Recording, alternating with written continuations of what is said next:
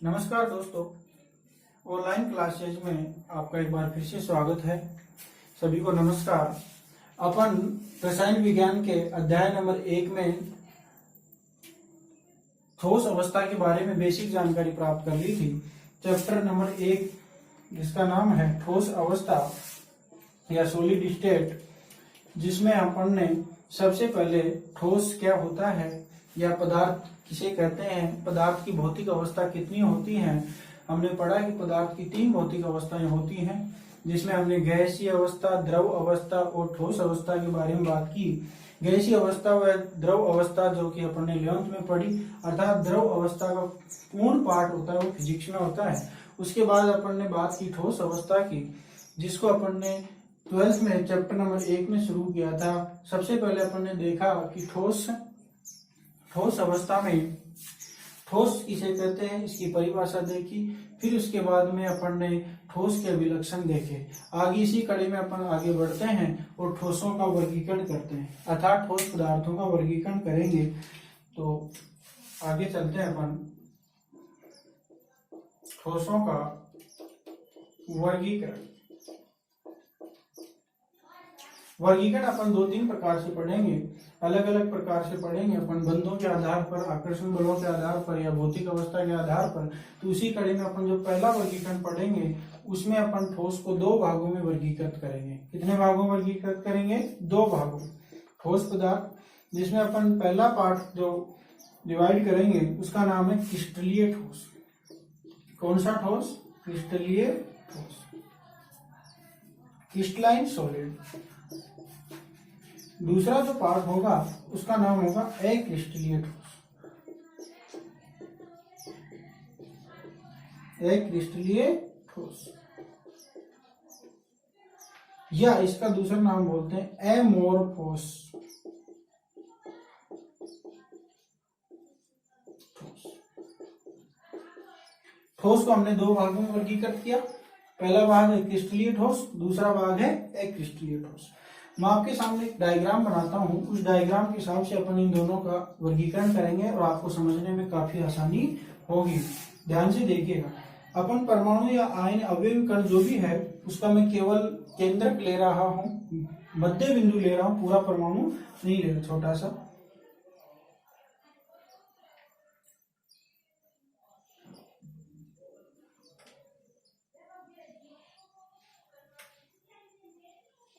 ये अपन ने ब्लैक परमाणु लिया, ये ब्लू लिया, ऐसे एक निश्चित क्रम में ब्लैक ब्लू ब्लैक ब्लू।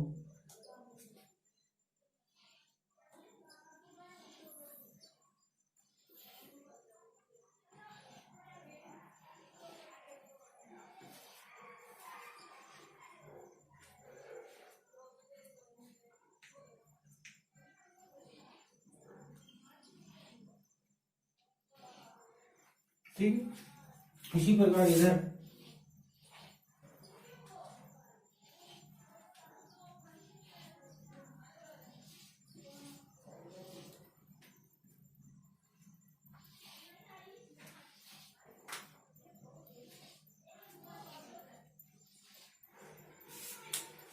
जैसा कि आपको बोर्ड के ऊपर दिखाई दे रहा है, मैंने क्रिस्टलीय ठोस के नीचे एक डायग्राम बनाया और क्रिस्टलीय ठोस के नीचे एक डायग्राम बनाया है। इन डायग्रामों को देख के आपको कुछ आभास हो रहा होगा, प्रतीत हो रहा होगा कि क्रिस्टलीय ठोस के नीचे जो डायग्राम बनाया गया है उसके अंदर ब्लैक परमाणु, ब्लू परमाणु, ब्लैक परमाणु, ब्लू परमाणु, अर्थात एकांतर क्रम में परमाणु एक निश्चित व्यवस्था में व्यवस्थित है। ब्लैक ब्लू ब्लैक ब्लू, ऊपर से देखें तो ब्लैक ब्लू। इसी प्रकार अपन क्रिस्टलीय ठोस में देखें तो ब्लैक ब्लैक ब्लू, कोई एक निश्चित क्रम नहीं है। तो इससे इन दोनों डायग्रामों से आपको प्रतीत हो रहा होगा क्रिस्टलीय ठोस में जो परमाणु जो व्यवस्थित होते हैं, क्रिस्टलीय ठोस में जो परमाणु व्यवस्थित होते हैं उनमें परमाणु एक निश्चित क्रम में, कौन से क्रम में? एक निश्चित क्रम में व्यवस्थित होते हैं। अर्थात इनकी बात करें त्रिविम में या अंतरिक्ष में, इनकी जो व्यवस्था होती है, कहाँ की बात कर रहे हैं अपन? त्रिविम में, यानी 3D में इनकी जो परमाणुओं की व्यवस्था होती है वो एक निश्चित होती है। कैसी होती है? निश्चित होती है। अक्रिस्टलीय ठोस की बात करें या अमोर्फ ठोस की बात करें तो यहाँ पर परमाणु एक निश्चित क्रम में नहीं होकर अनिश्चित क्रम में होते हैं, अर्थात अनियमित होते हैं, अर्थात अनियमित अंतराल पर होते हैं। बात करें दूसरी बात करें क्रिस्टलीय ठोस में जो परमाणु व्यवस्थित होते हैं ये दीर्घप्राशी होते हैं। कैसे होते हैं? दीर्घप्राशी होते हैं। इसका मतलब क्या होता है सर?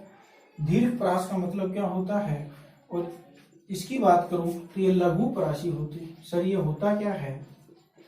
तो इसके बारे में समझिएगा कि दीर्घ का मतलब होता है लंबा, बड़ा। प्रास का मतलब होता है प्रारंभिक बिंदु से लेकर अंतिम बिंदु के मध्य की दूरी को क्या बोलते हैं? प्रास। जैसे मैं आपको एक एग्जांपल दूं कि मानव का जो नेत्र होता है उसकी जो नजदीक देखने की बिंदु होती है या दूरी होती है वो कितनी होती है? 25 सेंटीमीटर। नजदीक बिंदु कितना होता है? 25 सेंटीमीटर। और जो अधिकतम दूरी होती है वो कितनी होती है? अनंत होती है। क्या होती है? अनंत। तो 25 सेंटीमीटर से लेकर अनंत के जो मध्य की दूरी होती है, ध्यान से देखिएगा, 25 सेंटीमीटर से लेकर अनंत के मध्य की जो दूरी होती है इसको बोलते हैं दृष्टिप्रास।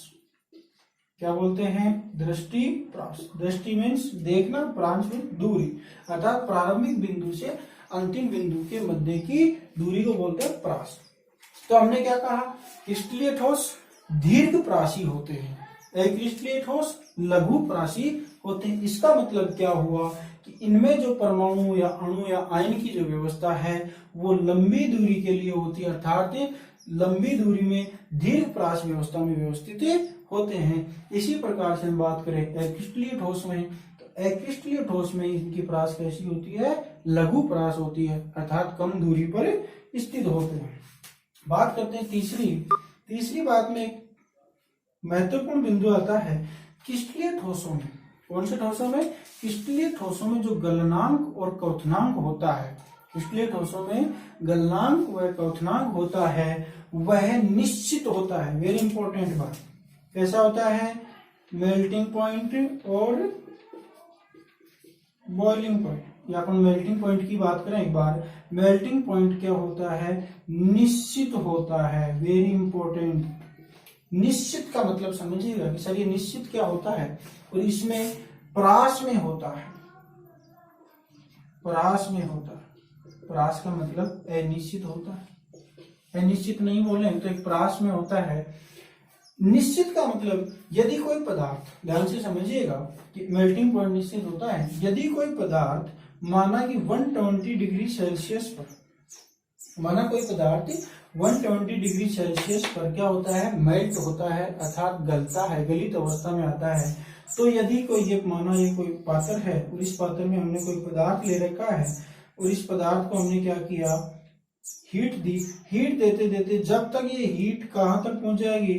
120 डिग्री सेल्सियस तक पहुंचेगी, तब ये पदार्थ पूरा क्या हो जाएगा? मेल्ट हो जाएगा, अर्थात 120 डिग्री ताप पर ये पूरा पदार्थ क्या हो जाएगा?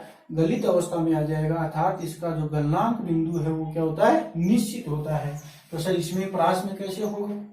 तो ध्यान से समझिएगा, कोई पदार्थ या कई पदार्थ ऐसे होते हैं जो पदार्थ माना 100 से 120 डिग्री तक, 100 से 120 डिग्री तक एक अवस्था से दूसरी अवस्था में बदलते हैं, अर्थात ठोस से गलित अवस्था में जाते हैं। या अपन बात करें कि 100 से 120 डिग्री यानी 20 डिग्री सेल्सियस में ये पदार्थ अपनी अवस्था को बदलते हैं, यानी निश्चित कोई टेम्परेचर नहीं है कि उसी टेम्परेचर पर ये क्या हो जाते हैं?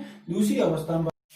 लघुप्राश का मतलब हमने पढ़ा, और इसका गलनांक होता है प्राश में होता है, अर्थात निश्चित कोई टेम्परेचर नहीं होता। अपन ने अपने क्रिस्टलीय ठोस और अक्रिस्टलीय ठोस के बारे में अभी पढ़ा है। क्या लिखा? ये इसमें जो अवयवीकरण होते हैं वो निश्चित ज्यामिति या निश्चित आकार या निश्चित अंतराल पर व्यवस्थित होते हैं, दीर्घप्राश में होते हैं। और सबसे इंपॉर्टेंट बात हमने क्या लिखी? इनका मेल्टिंग पॉइंट या गलनांक बिंदु क्या होता है? निश्चित होता है।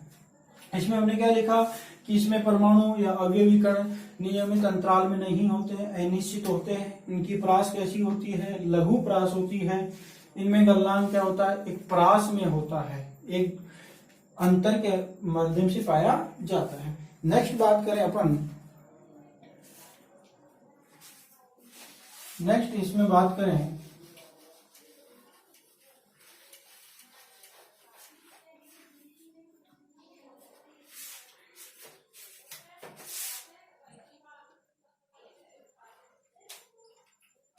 क्रिस्टलीय ठोस में एक वेरी इंपॉर्टेंट बिंदु आता है, वो आता है देशिकता का पॉइंट आता है।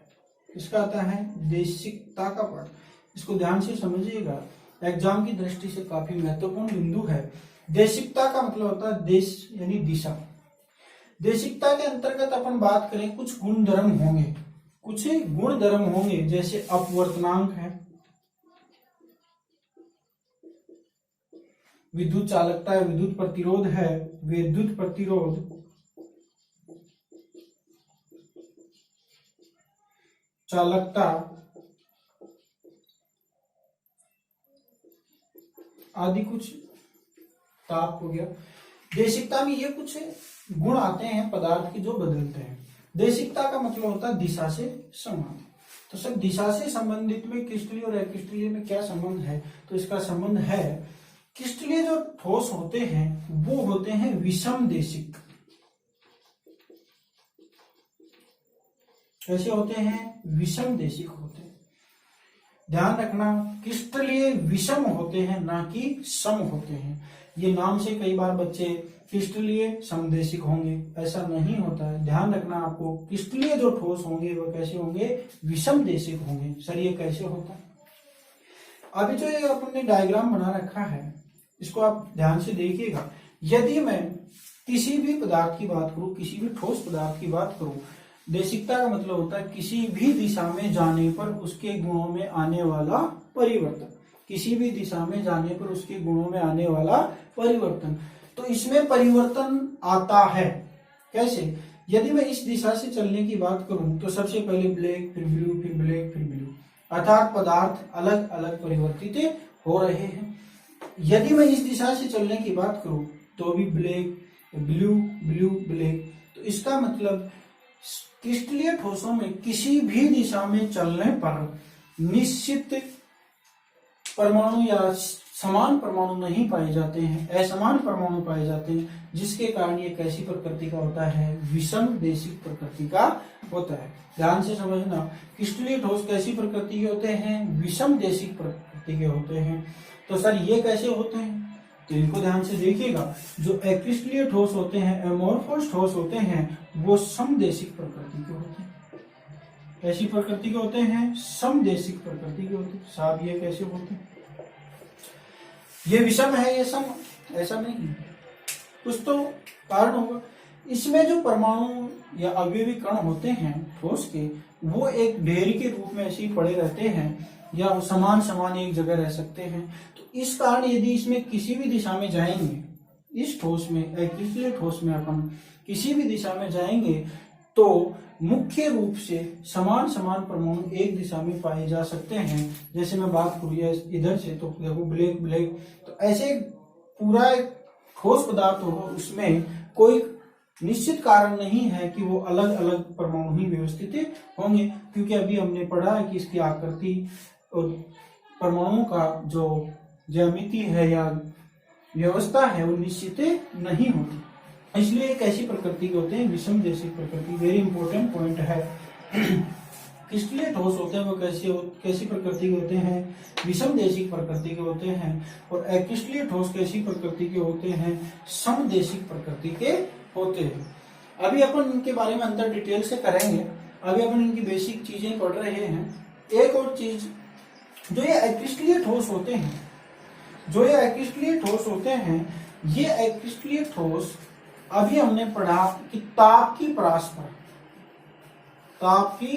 परास पर गर्म होते हैं या गलते हैं। अभी हमने पढ़ा कि इनका गलना क्या होता है? परास में होता है। इसका मतलब ये है कि क्रिस्टलीय ठोसों को, कौन से ठोसों को? क्रिस्टलीय ठोसों को यदि हम एक निश्चित परास में गर्म करते हैं तो ये ठोस क्या हो जाते हैं? मुलायम हो जाते हैं। क्या हो जाते हैं बच्चों? मुलायम हो जाते हैं। मुलायम होने के कारण इन ठोसों को अपन किसी भी आकार में क्या कर सकते हैं, ढाल सकते हैं या परिवर्तित कर सकते हैं। मैंने क्या बताया, एक क्रिस्टलीय ठोस की परास ताप की क्या होती है, परास होते हैं, अर्थात एक निश्चित परास में क्या होते हैं, गर्म होते हैं। क्रिस्टलीय ठोसों को गर्म करने पर ये क्या हो जाते हैं, मुलायम होते हैं। मुलायम होने के कारण इन पदार्थों को या इन ठोसों को अपन क्या कर सकते हैं, किसी भी आकार में बदल सकते हैं, ढाल सकते हैं। अर्थात मैं बात करूं, क्रिस्टलीय ठोसों को एक निश्चित परास पर गर्म करके मैं किस ठोस में बदल सकते हैं, हम क्रिस्टलीय ठोस में भी बदल सकते हैं। समझ में आ रहा है क्या बताया मैंने, क्योंकि क्रिस्टलीय ठोस की ताप की क्या होती है, परास होती है। क्रिस्टलीय ठोस को अपन क्या कर सकते हैं, क्रिस्टलीय ठोस में बदले सकते हैं।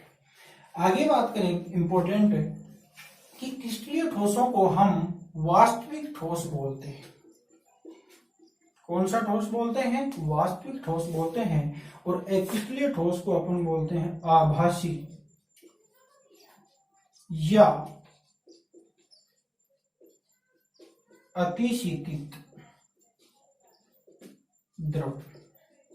सही, ये क्या है, क्रिस्टलीय ठोस वास्तविक ठोस है क्योंकि इनका आकार, आकृति सब कुछ निश्चित होती है। लेकिन क्रिस्टलीय ठोस की बात करें, एमोर्फस ठोस की बात करें, इनमें अवयवी कण निश्चित आकार, आकृति में व्यवस्थित नहीं होते, नियमित अंतराल पर नहीं होते, समदेशिकता का गुण पाया जाता है, अर्थात जिनका अपवर्तनांक, विद्युत प्रतिरोध, चालकता अलग अलग पाई जाती है। इस आधार पर इनको सर आभासी कैसे बोला जाता है, या अतिशीतित का मतलब क्या होता है। जो क्रिस्टलीय ठोस होते हैं वह क्रिस्टलीय ठोस होते हैं, उनमें एक मुख्य अंतर ये होता है कि जो क्रिस्टलीय ठोस होते हैं इनमें बहने का गुण पाया जाता है। सर ये बहने का गुण क्या होता है, प्रवाह का गुण पाया जाता है। किसका गुण पाया जाता है, प्रवाह का गुण पाया जाता है। सर ये प्रवाह क्या होता है, आपने देखा होगा या महसूस किया होगा या सुना होगा, किताबों में पढ़ा होगा कि बड़ी बड़ी बिल्डिंगों में लगे हुए शीशे, खिड़कियों दरवाजों में लगे हुए शीशे जो एक ताप की निश्चित परास में दिन में रात को गर्म होकर कैसे कैसे होते हैं शीशे, क्रिस्टलीय ठोस होते हैं। अभी हमने पढ़ा कि क्रिस्टलीय ठोस एक निश्चित ताप की परास पर क्या हो जाते हैं, गर्म होकर मुलायम हो जाते हैं। मुलायम होकर अपन उसको क्या कर सकते हैं, किसी भी आकार में परिवर्तित कर सकते हैं।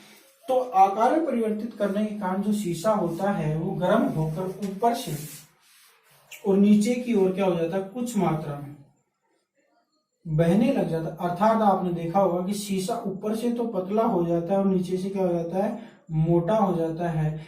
इस मोटा और पतला क्या हुआ, क्योंकि शीशा ऊपर से नीचे की तरफ प्रवाह हो रहा है या चल रहा है, इसी कारण इसको आभासी या अतिशीतित द्रव कहा जाता है। इसमें अंतिम बात करें तो इसके जो एग्जाम्पल हैं जैसे ZnS है, zinc sulphide, sodium sulphate, quartz, इसके महत्वपूर्ण एग्जाम्पल है। इसकी एग्जाम्पल की बात करें तो रबर है, टेफ्लॉन है, आपका प्लास्टिक है,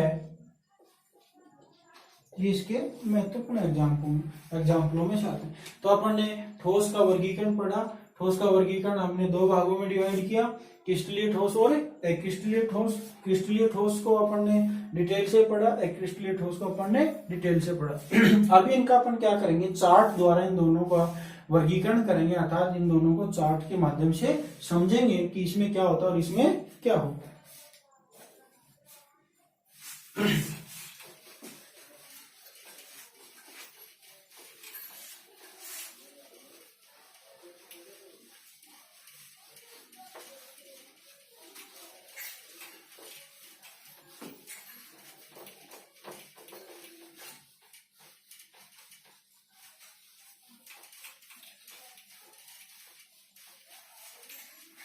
देखिएगा, अपन अभी बात कर रहे थे क्रिस्टलीय ठोस और क्रिस्टलीय ठोस में दो पार्ट कर लेता हूं इसके, क्रिस्टलीय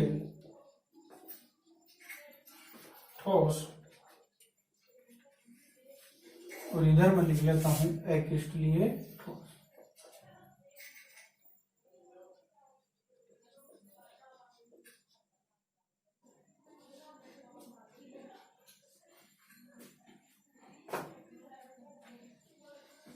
इधर में लिख लो गुण।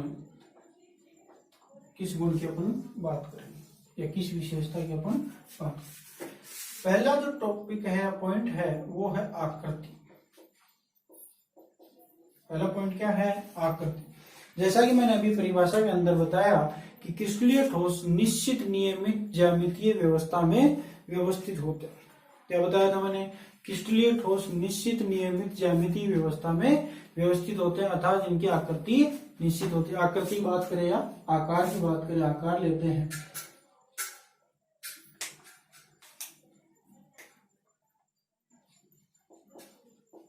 तो पहला पॉइंट अपना क्या है? आकार।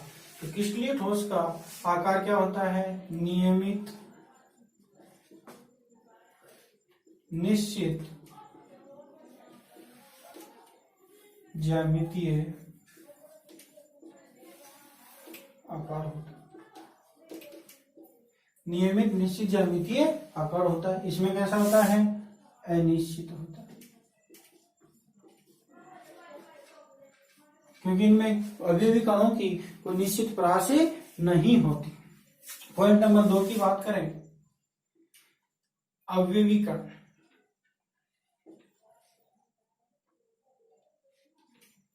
अवयवी कण, अभी अपने देखा था कि क्रिस्टलीय ठोस में अवयवी कण एक नियमित अंतराल पर अर्थात दीर्घ प्राशी होते हैं। नियमित अंतराल पर अर्थात दीर्घ